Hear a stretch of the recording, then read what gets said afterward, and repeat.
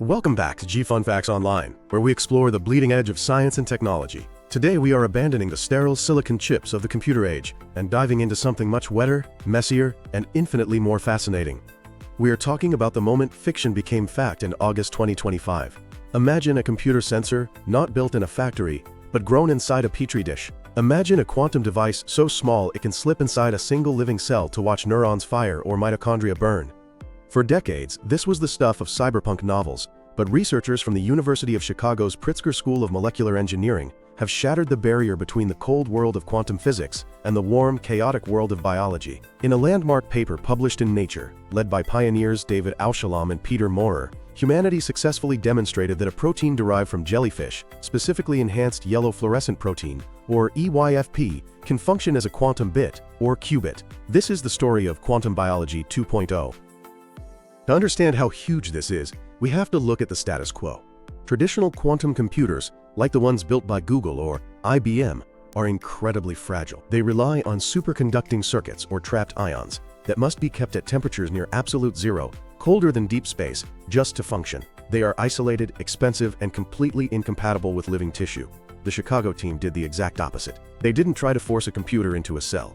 They took a biological molecule and turned it into a computer. They realized that the green fluorescent protein, or GFP, which has been used for decades to make cells glow for imaging, had a hidden talent. This protein has a shape called a beta barrel. Picture a soda can, made of woven molecular strands. Inside this rigid cage sits a chromophore, the part of the molecule that absorbs and emits light.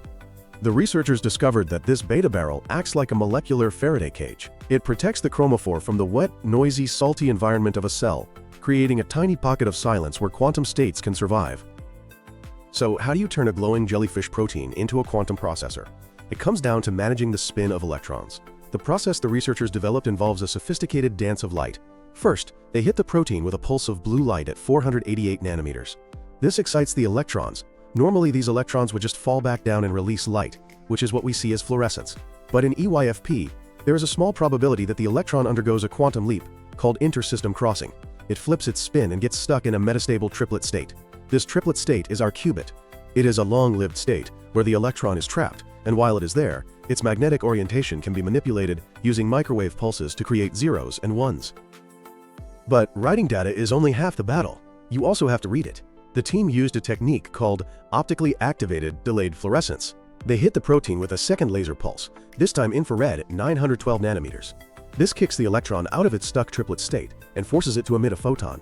If the protein glows after the infrared trigger, you know the qubit was in one state. If it stays dark, it was in the other. This allowed them to read the quantum information even amidst the noise of a living cell. The numbers are staggering for a biological system. The protein qubit maintains its coherence, or its quantum memory, for about 16 microseconds at cryogenic temperatures. The energy stays trapped in the spin state for roughly 141 microseconds. Most importantly, they detected quantum signals in live bacterial cells at room temperature.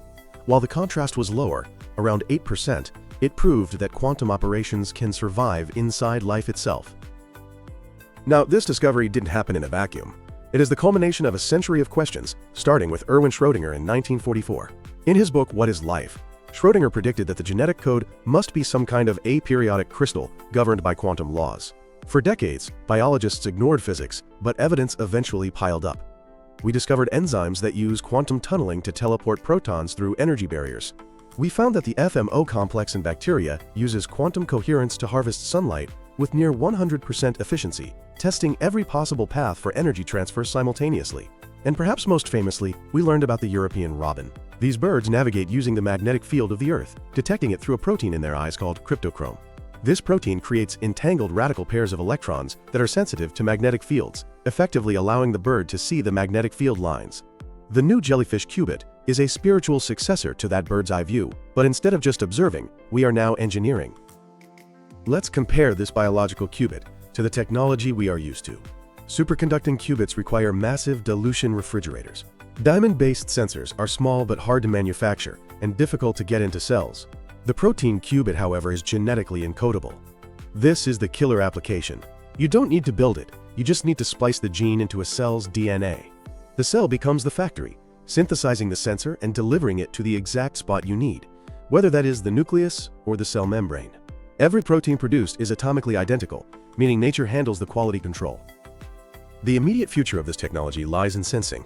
Current medical diagnostics are like trying to fix a watch with a hammer. We look at averages across billions of cells. With protein qubits, we could measure the magnetic firing of a single neuron. We could monitor the metabolic efficiency of a single mitochondria to predict diabetes or aging before symptoms appear. We could detect the slight temperature changes in a cancer cell as it divides. Looking further ahead, we enter the realm of wetware computing. Imagine hybrid chips where logic gates are made of protein arrays and the power source is sugar water. These computers would be self-healing. If a qubit breaks, the cell just degrades it and builds a new one.